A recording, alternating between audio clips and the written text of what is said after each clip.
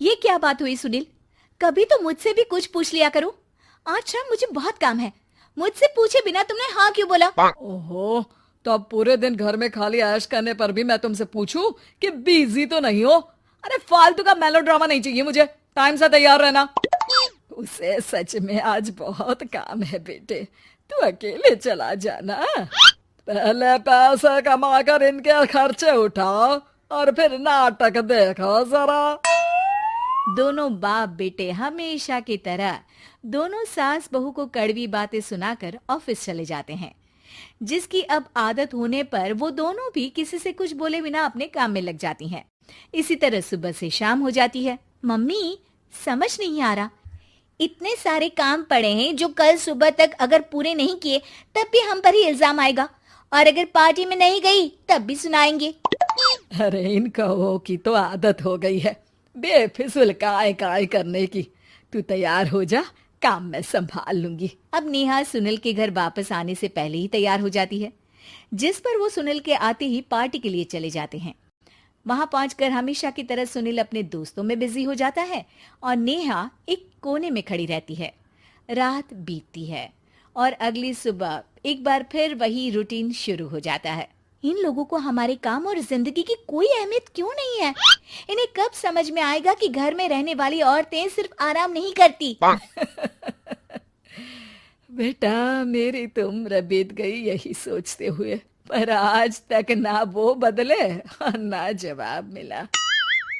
लेकिन माँ, समय हमेशा एक जैसा नहीं रह सकता, इन्हें बदलना होगा। सुबह से शाम होती है और फिर रात। इसी तरह दिन बीतने लगते हैं।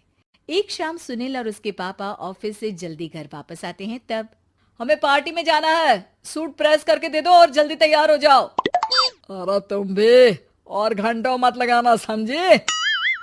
इसके आगे नेहा या सास को बोलने का कोई भी मौका ना देते हुए दोनों वहां से चले जाते हैं। कुछ देर बाद चारों पार्टी में पहुंच जाते हैं। यहाँ सब समझदार और पढ़े लिखे लोग हैं, कोई बेवकूफी करके मेरी नाक मत कटवाना।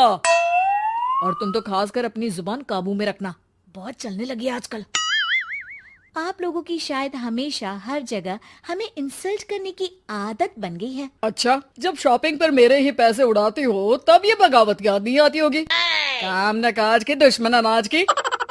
ऐसा बोलकर सुनील अपने दोस्तों के साथ चला जाता है और ससुर भी ऑफिस के लोगों के साथ गपशप में लग जाते हैं।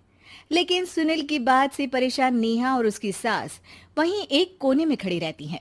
शांत हो जा, कर ही क्या सकते हैं। चल कोल्ड ड्रिंक पीते हैं, गुस्सा उतर जाएगा।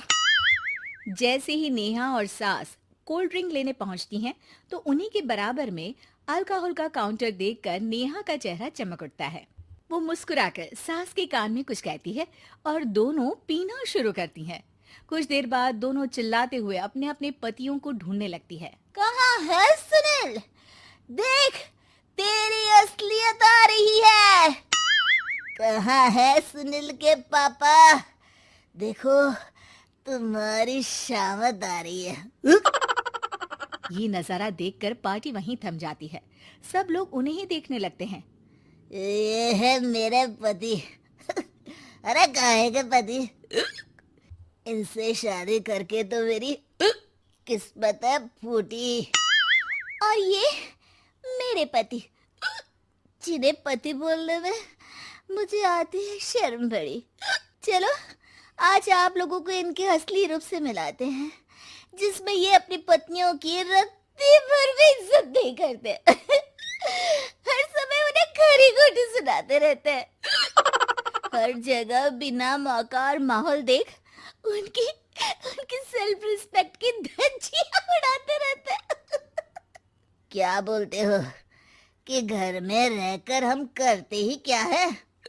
अगर ऐसी बात है तो कल से खुद अपने कपड़े धोना, प्रेस करना, सब्जी खरीदना, खाना बनाना और पसंद ना आने पर दोबारा बनाना, जैसे हम करते हैं ना। फिर घर की सफाई, सारा सामान अपनी जगह रखना, जो तुम्हारे फेंकने पर हम करते हैं। और फिर फाइनेंस मंत्री बनकर लिमिटेड पैसों में बढ़ती कीमतों के साथ घर का बजट बनाना। सुनील, इन्हें चुप करा। अपनी तो कोई इज्जत है नहीं, हमारी भी खराब कर रही है। हाँ, ये तो और बढ़िया है। अब अच्छे से सुनो। नेहा, ये क्या ड्रामा है? ड्रामा तो अभी शुरू हुआ है जी।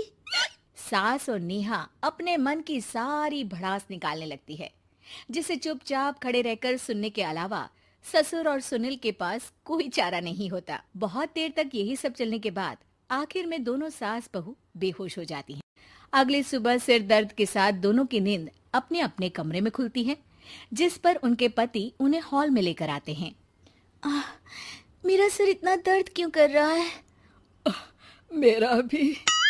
इतनी देर में ससुर 2 गिलास नींबू पानी लेकर रसोई से बाहर आते हैं। ये लो नींबू पानी, इससे सिर दर्द ठीक हो जाएगा। हम दोनों आपसे कुछ कहना चाहते हैं।